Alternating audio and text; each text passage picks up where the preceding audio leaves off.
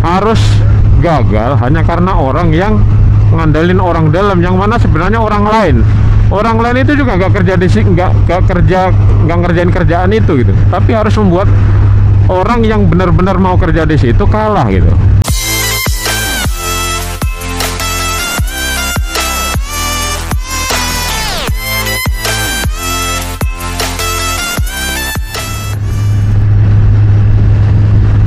Assalamualaikum guys, jumpa lagi dengan kami ya, MBC Masal Baik Channel. Yes guys, ini suasana sudah agak terik ya. Jadi ini bayangan saya udah mungkin jam 9-an kali ya. Jadi suasana sudah agak panas.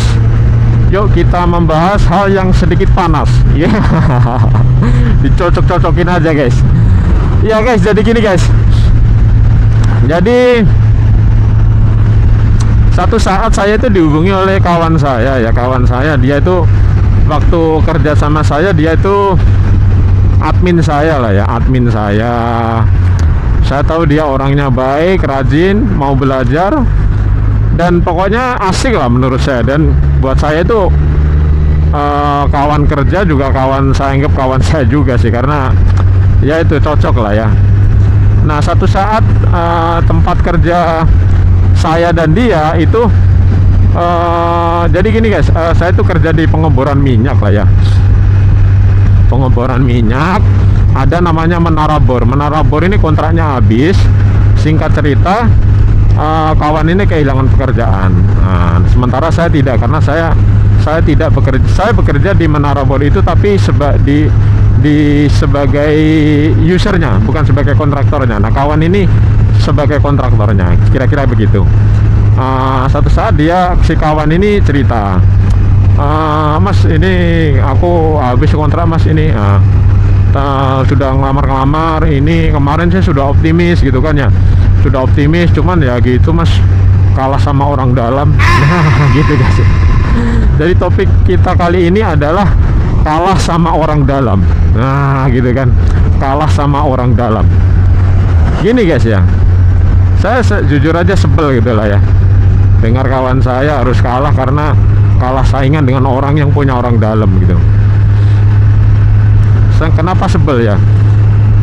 Ya orang yang memang punya potensi harus gagal hanya karena orang yang ngandelin orang dalam, yang mana sebenarnya orang lain itu juga nggak ngerjain kerjaan itu gitu, tapi harus membuat orang yang benar-benar mau kerja di situ kalah gitu. Nah saya kadang bertanda tanya, kenapa sih nggak pakai jalur yang bener gitu, apply, ikut tes, interview kah, tes apa psikotes kalau ada, kenapa nggak normal saja? Apa ada cacat di anggota tubuhnya, nah sehingga membutuhkan orang dalam? Atau mungkin otaknya tidak berkembang sempurna sehingga kalau saingan sama orang udah pasti kalah. Ayo, apa alasan yang membuat orang menggunakan bantuan orang dalam itu? Nah, saya sendiri pernah punya pengalaman dengan kawan saya. Saya bilang begini, jadi si kawan ini mau dimasukkan kerja via orang dalam.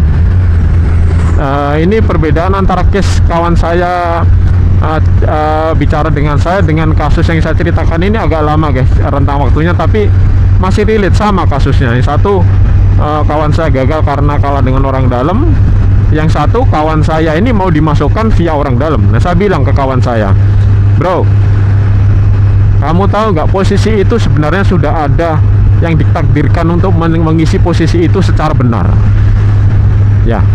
Misalnya si A yang ditakdirkan, tapi dia harus gagal karena kamu menggunakan orang dalam. Nah ini tolong dipahami dulu guys. Jadi sebenarnya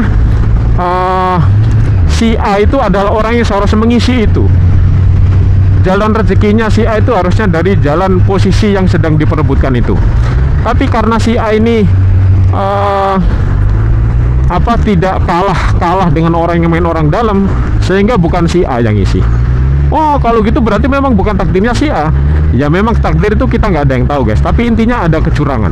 Dan dalam hal ini si kawan saya inilah yang curang gitu kan, akan curang ceritanya, karena dia ngobrol sama saya, dia akan curang.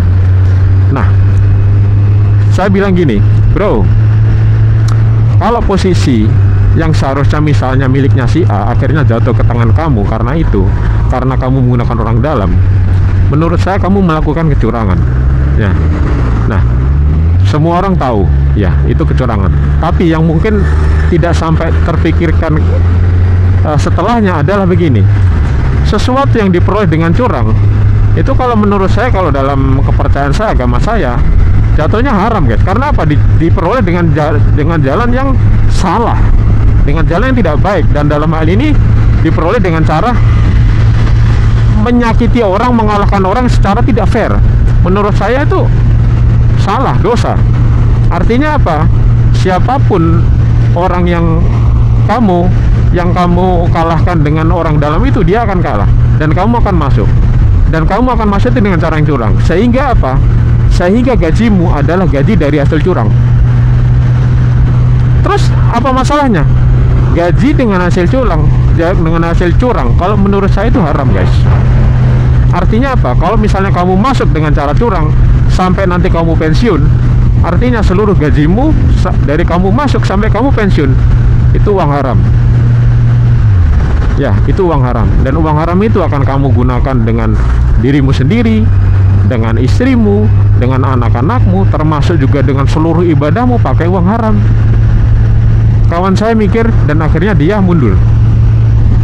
Ya, ini pendapat pribadi guys ya. Nah, karena bagaimana orang memaknai tindakan yang salah, tindakan yang kurang ajar, tindakan yang mencederai orang lain itu bisa beda-beda.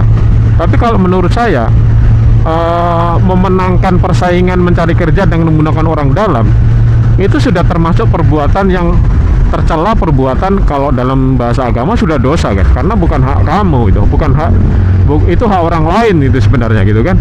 Jadi ingat, menurut saya buat kawan-kawan yang setuju aja ya, kalau seseorang memperoleh satu posisi dengan cara curang, ya penghasilannya haram. Sampai kapan ya? Sampai selama kamu makan itu. Kalau sampai selama pensiun ya berarti dari masuk sampai pensiun itu penghasilanmu penghasilan haram. Bagi yang muslim, terutama yang muslim, kamu coba pikirkan ya, makan barang haram, ibadah pakai uang haram. Misalnya nih ya, umroh, haji pakai uang haram, diterima nggak? Kalau nggak diterima guys, misalnya kita sepakat itu sama-sama perbuatan buruk, perbuatan dosa, gajinya pun yang disesuaikan pun statusnya dosa, layak nggak memperoleh pekerjaan dengan cara pakai orang dalam? Kalau memang yakin bahwa bisa masuk, nggak usah pakai orang dalam. Iya, makanya begitu jengkelnya saya sampai mikir, kenapa? Kayak tadi yang saya bilang, apa cacat kamu? Apa otakmu tidak berkembang sempurna sehingga tidak berani bersaing, sehingga harus menggunakan tangan orang lain, ya kan? Yo guys, buat kawan-kawanku yang sudah gabung di MBC, subscriberku atau yang sekedar lewat, guys, ini hal yang sangat penting menurut saya ya. Hal yang sangat penting adalah memastikan piring nasi kita itu diisi oleh makanan yang halal. Ya, jangan sampai kita coba-coba untuk makan makanan yang sudah jelas-jelas haram ya. Jangan pernah berusaha memenangkan sesuatu dengan cara yang tidak baik. Tidak ada kebanggaan di sana guys ya. Tidak ada yang perlu disyukuri dari menang secara curang ya. Oke guys, saya rasa itu saja yang perlu saya sampaikan. Semoga konten ini bisa ada hikmahnya, kita ambil hikmahnya. Dan jangan lupa guys, jika dirasa konten ini bermanfaat, dan silahkan saja kalau ada kawan-kawan yang berniat untuk share atau subscribe ya. Semoga bisa menginspirasi lebih banyak lagi. Oke guys, sampai jumpa lagi dengan kami MBC. See you.